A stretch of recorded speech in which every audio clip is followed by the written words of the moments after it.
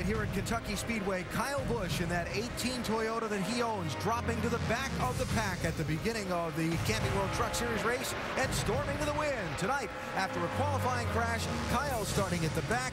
He's already stormed into the top 15, and we are just 30 laps into tonight's 200-lap, 300-mile nationwide series event here in Kentucky. There's Kyle working his way up from 43rd to 15th now, just 30 laps into the event. You see the scoring serial there as Kyle has chipped his way forward isn't a good word. Stormed his way forward is a better word. Rusty and Brad, while we watch Kevin Harvick lead Elliott Sadler by some 2.7 seconds at the front of the pack. Early thoughts on what we're seeing now? Yeah, I think we're seeing these guys just kind of log some laps down, figure out what these cars need on this bumpy racetrack, this new nationwide car. But guys, I have raced here before, and I'm telling you, this track is going to change big time when it gets dark. I think after the first pit stop, we'll be making some adjustments. But Brad, trust me, things are going to change. I don't think what we're going to see now is what we're going to see later. Things are going to move around. I agree with you 100%. The next 30 minutes, next half hour, we're going to see that sun peek behind those grandstands. And this racetrack is going to change 100%. This pit stop coming up will be ultimate importance that they hit it right going on into the night. And the race for second heating up. Elliott Sadler in the 2 started on the pole, led the opening laps of the race. He's being chased down by Carl Edwards in the 60. Vince?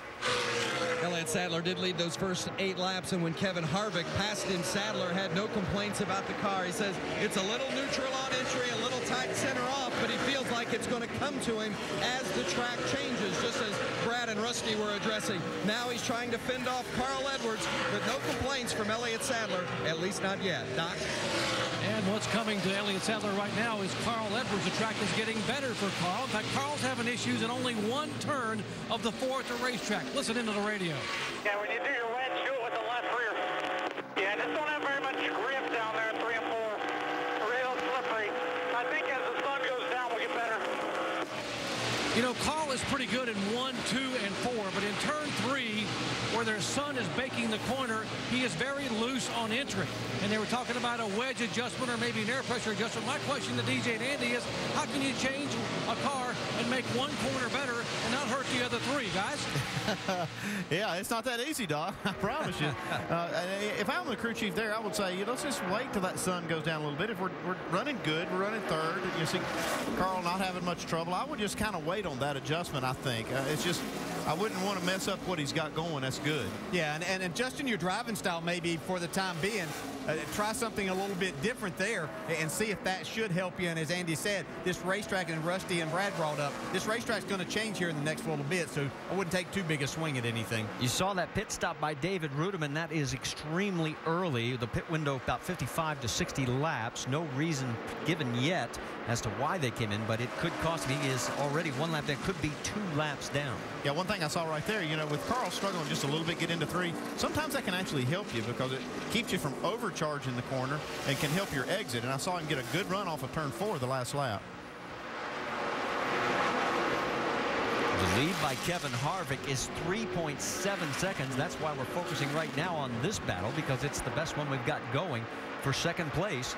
Carl Edwards putting the pressure on Elliott Sadler. Yeah, you can see just what Andy was talking about there. Carl get out a little bit early. He got back to the gas really hard, but Elliott running that higher line was able to keep a little more momentum and keep the 60 car behind him. Yeah, one thing that Carl Edwards is seeing now, though, Brad Keselowski is getting a little bit bigger in his mirror. He's the car running right behind him. And looking at his lap times, Keselowski actually ran the fastest lap last time around. There you see Keselowski from high above on the right-hand side of your screen. Yeah, I saw him working that high lane in 3 and 4 earlier, and he actually got out of the groove. Not dangerously high, but he did slip out of the groove a little bit, so I think he's trying to work it up. Right now, just 21 cars on the lead lap as we have been lean, mean, and green. And Kevin Harvick took over the race lead on lap number 9, and he hasn't looked back. His lead is 3.5 seconds.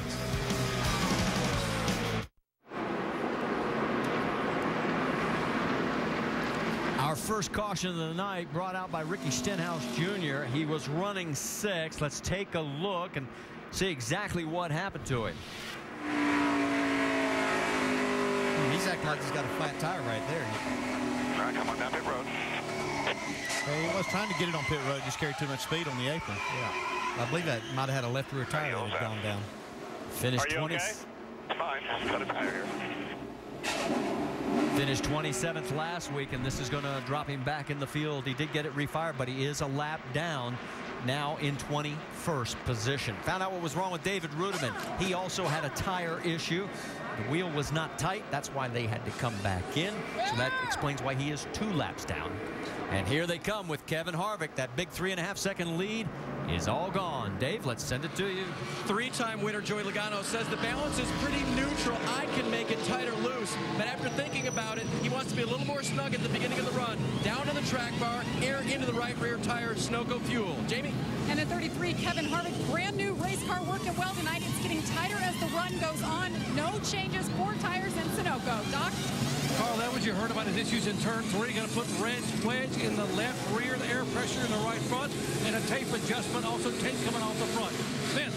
The 22 of Brad Keselowski, a little tight, 4 tires, and air pressure adjustment and Sunoco fuel. The 2 right there in the front of your screen, Elliott Sadler, he says, don't change it much, but give me a little bit of freedom in the middle of the corner. They're going to make a slight air pressure adjustment. Top 5 come out as they came in, and +2 on Brian Scott as he picks up 2. Stephen Wallace picks up 4, and the hood was up on the 18. We'll check on the reason why, as he's going to give up a lot of track position. But Kyle, back underway.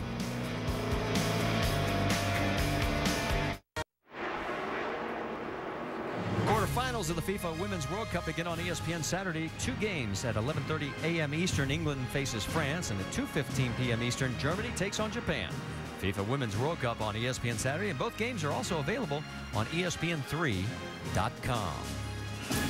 All right, let's get a quick update on the 18. Dave, what are you hearing?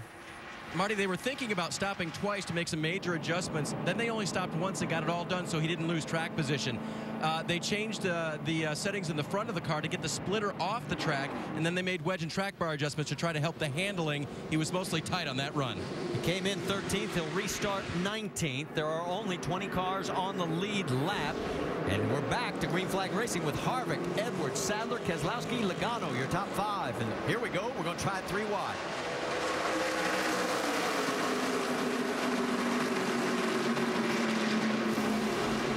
Logano slides up a little bit, and that allows Edwards to tuck in underneath him. Now he's going back under Edwards. So Brian Scott getting a big run down into turn 3. Actually a little push. Yeah, watching the lap times, Brian Scott had one of the 3 fastest cars for over half of that first run. So look for him to keep moving forward. On board with Stephen Wallace.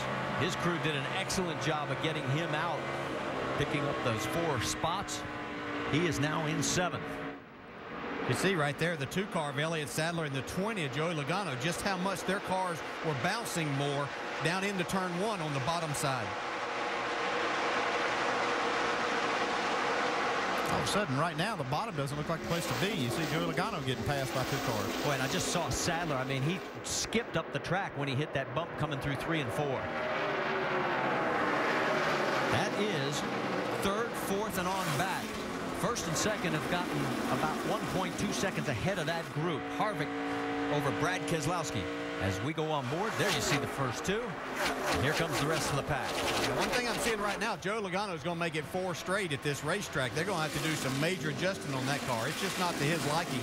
Wasn't in that first run and haven't seemed to help it much here at the beginning of this run. Kyle Busch is back up to 13th, so he has picked up the spots that he lost with the extra time on pit road. Also didn't get a chance to give you the lucky dog. It was Mike Wallace, who's making his 400th career start. And since the restart, we're checking in on the 32. Mark Martin's going the wrong direction. What are you hearing, Doc? Well, they started the race and the car was pretty neutral for Mark. It had been really tight in practice and really loose in qualifying. But in about 5 or 6 laps in, the car started getting tighter and tighter and tighter where Mark couldn't drive it. Mark likes a loose race car. They came in on that pit stop, put 2 rounds of wedge out of the left rear, air pressure out of both front tires. And right now, Mark is just trying to feel the car out and sort it out. He hasn't said anything on the radio. He said, let me get the car settled in here a moment, then I'll start moving back until I see how the car is going to do. Right now, the car is still a touch tight. Well, he picked up 1 spot back up to 16th after dropping down to 17th. And look at all the side-by-side action there. As we're on board with Casey Kane, right alongside him, the 66 of Stephen Wallace. Here comes Kyle Busch. Whoa, and Kane gets loose. Kane's been 3 wide for about a full lap here now. Well, it took a total of 52 laps, but Kyle Busch has cracked the top 10. Kane on the high side of the 30 of Reed Sorensen. And Sorensen, remember, he came in here as the points leader, but he has not had good finishes the times he's been in that 30 car. 0 top 10s. It looks like that adjustment they did on that 18 car. Well, I was going to say, it looked like it helped it a lot. Still struggling over the bumps right there. They made that adjustment on the front jack screws because that splitter was probably hitting. This right here is one thing that's so great about this racetrack. You have a lot of room. You get a good run off the corner. You see, as Casey Kane did in that 7 car, was able to pass 2 cars before he got to turn 1. Yeah, Justin Allgaier in that mix as well, and now Allgaier all of a sudden thought he was going to be ahead of those two, and he's behind them just that quickly. Sorensen in the 30. Here comes Eric Almirola in the mix in the 88. It looks like that high lane is just getting better and better as this race goes on. It's just making, you know, that pass on the bottom. You see Casey Kane get stuck down there, just not able to go. You mentioned Casey Kane. Dave Burns, you've got more? Well, Marty, you guys saw the car jump out on him like that and look very loose. And that's disturbing because that was the problem on the first run for Casey. He said, I feel like my right rear is really not working or working too hard, very loose on the car. They made a track bar adjustment, raised it 2 rounds, and changed 4 tires. So we'll see how they progress.